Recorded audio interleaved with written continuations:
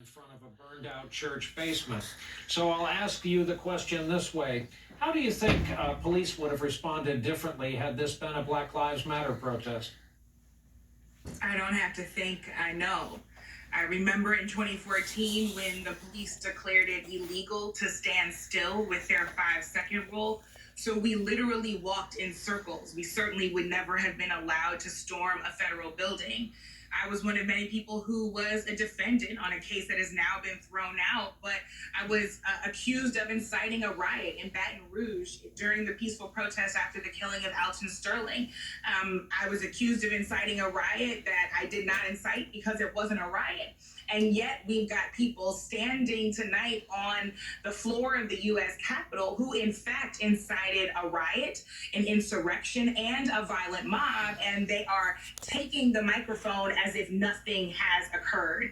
This is due to the complicity of elected officials, of appointed officials, of media platforms, certainly of law enforcement that, to be clear, did not just stand by while these things happened and provided, as was said, an unprofessional response. We have video of several law enforcement officers actually encouraging, participating, and permitting these activities, opening barricades, taking selfies with these insurrectionists. We have to be very, very precise here about exactly what happened. It wasn't just that the police stood by and did nothing. It's that some of them actually encouraged and participated in activity that was a direct violation of the Constitution and was a clear example of domestic terrorism.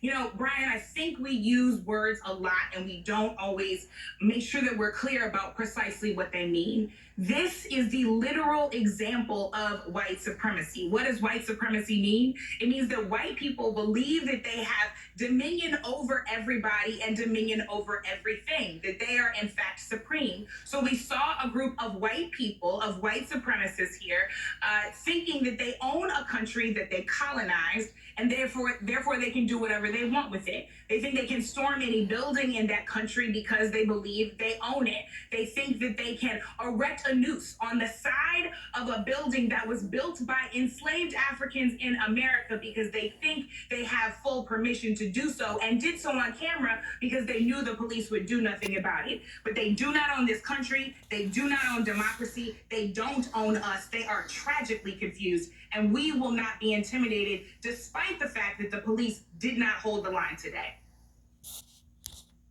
Frank